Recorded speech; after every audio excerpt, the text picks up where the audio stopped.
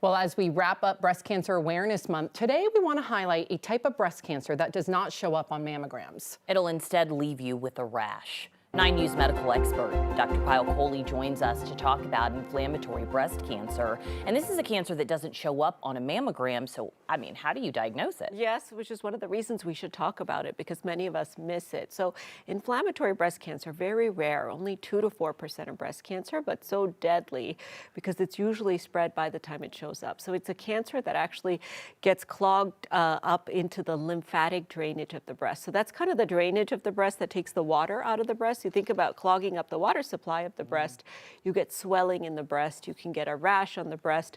The breast surface can change and appear like an orange peel, so it's called peau d'orange. It actually gets kind of that orange peel sort of look to it. A lot of women will just have breast fullness, they might have itchiness, they might have pain, it might even look like a bug bite. So it's really something you have to keep your radar up on, because it's not showing up at that mammogram. You really need to get an MRI or a biopsy in order to diagnose it. So you just listed some of the descriptions of it, right, to look out for. If you're not, are you developing a lump at all? So what are the exact symptoms besides the itchiness and like the orange peel look? So some people will just have a little bit of a rash. So you might notice a rash or dimpling of the nipple or some sort of change on the surface of the breast. So any redness, swelling, or pain in the breast should trigger you to think about potentially this type of cancer. Some people will feel like their breast is full, like they're nursing.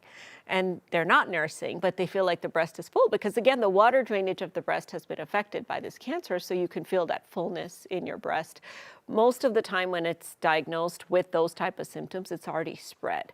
So by definition, at diagnosis, it's stage 3 or higher, which is why it's really important to move quickly with this one. Yeah, that's what I was going to ask you, just how quickly does it spread? But it seems like pretty quickly. Well, it's already spread by the time you've diagnosed it, but it can spread further within days or weeks. So we normally think about cancer, it takes a little time to grow. You get a diagnosis, then you get a biopsy, then you get medication therapy started. Not in this case. In this case, the house is on fire. You got to move really, really quickly. So the reason I bring that up is because if a woman feels any kind of a change in her breast size and her breast fullness, breast pain, you do not wait to make that call to your doctor. You call right away, because if it is, God forbid, this type of inflammatory breast cancer, which unfortunately happens more in younger women, happens more in African Americans, people who have extra weight on them, these are all higher risk groups for inflammatory breast cancer. We don't understand why, but you need to make that call, because within weeks, days to weeks, it can actually be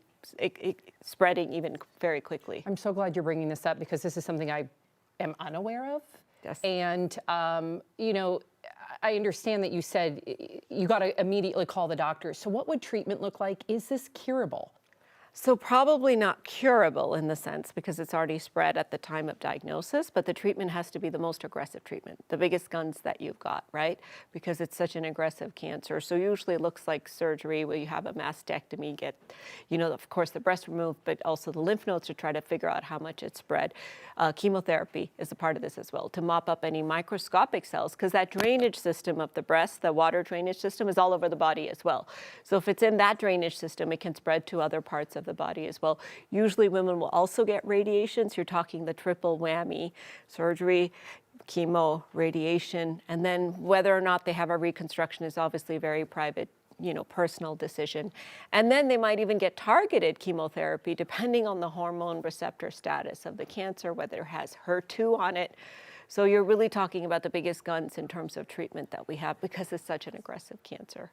But women can survive this. Yes, and so that's kind of the message here, is that the earlier that we get it out and get it treated, the better the survival. So the typical 5-year survival is about 70%, which means, unfortunately, sadly, we lose 30% of our women at 5 years.